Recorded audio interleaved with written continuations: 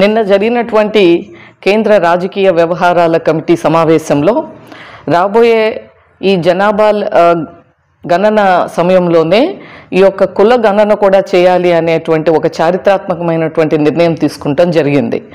మరి మనందరికీ తెలుసు, ఈరోజు భారతీయ జనతా పార్టీ ఆధ్వర్యంలో ఉన్నటువంటి ప్రభుత్వం తన రికార్డులు తనే బద్దలు కొట్టడం అన్నమాట. ఇప్పటికే మనం చూసాం గత 11 సంవత్సరాల్లో అనేక చారిత్రాత్మకమైనటువంటి నిర్ణయాలు.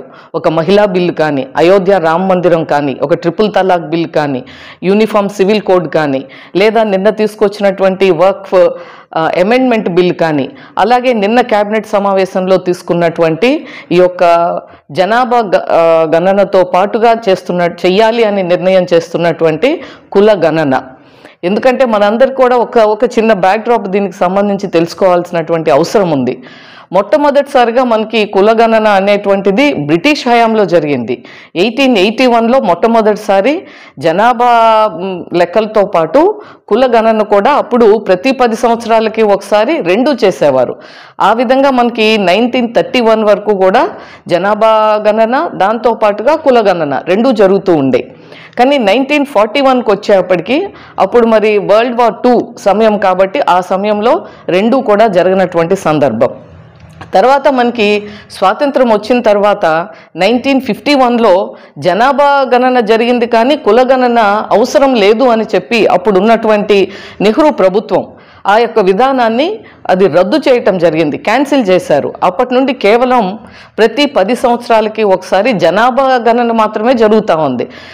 ఆ విధంగా చేయటం మూలంగా అప్పటి నుంచి ఇప్పటి వరకు కూడా మరి కులగణన లేదు. ఎప్పుడైతే 1931 సెన్సస్ ప్రకారం ఏవైతే ఉన్నాయో ఆ విధంగానే ఉన్నది అని అదే ప్రోరేటాలో భావిస్తున్నటువంటి సమయంలో నిన్న జరిగినటువంటి కేబినెట్ సమావేశంలో ఒక నిర్ణయం తీసుకుంటాం జరిగింది. రాబోయే జనాభా లెక్కలతో పాటుగా కులగణన కూడా చేయాలి దేశవ్యాప్తంగా అన్ని రాష్ట్రాల్లో అని చెప్పి నిర్ణయించడం జరిగింది. ఇది ఒక చారిత్రాత్మకమైనటువంటి నిర్ణయం.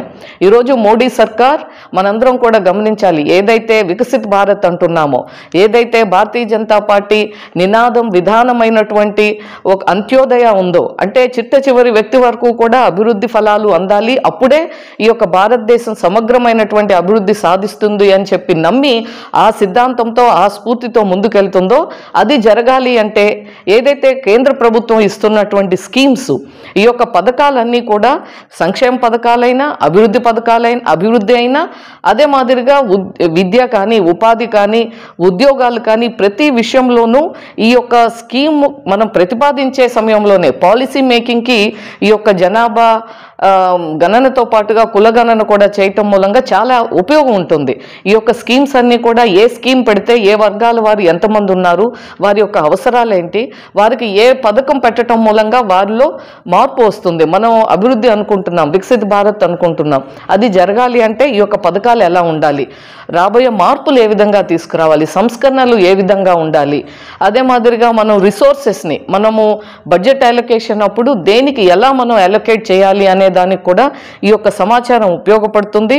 మరి ఈరోజు కొన్ని రాజకీయ పార్టీలు, ముఖ్యంగా రాహుల్ గాంధీ చూస్తున్నాం, ఇదేదో తన క్రెడిబిలిటీ అని మాట్లాడటం చాలా హాస్యాస్పదం. ఎందుకంటే 2010-11లో ఎవరున్నారు, అప్పుడు కూడా కాంగ్రెస్ పార్టీయే ఉంది, అంతకుముందు 5 శతాబ్దాలుగా వాళ్ళే ఉన్నారు, కానీ ఎప్పుడూ కూడా కులగణన చేయాలి అనేటువంటి ఆలోచన లేదు. ఉన్నదాన్ని రద్దు చేశారు 51లో. మళ్ళీ 10లో కూడా 2011 సమయంలో కూడా ఇది చెయ్యాలి అన్న దాని మీద నిర్ణయం తీసుకుంటాము అన్నారే తప్ప నిర్ణయం తీసుకునేటువంటి అవకాశం వాళ్ళకు ఉన్నప్పటికీ కూడా నిర్ణయం తీసుకోలేదు. కాబట్టి వాళ్ళకి ఈరోజు మామూలంగా వచ్చింది అని చెప్పడం అనేటువంటిది ఇది హాస్యాస్పదం. మరి ఈరోజు ఏదైతే ఈ యొక్క నిన్న జరిగినటువంటి కేబినెట్ సమావేశంలో ఈ నిర్ణయం తీసుకున్నారో, భవిష్యత్తులో భారతదేశంలో ఈ ద్వారా ఈ యొక్క కులగణన కూడా జరగటం మూలంగా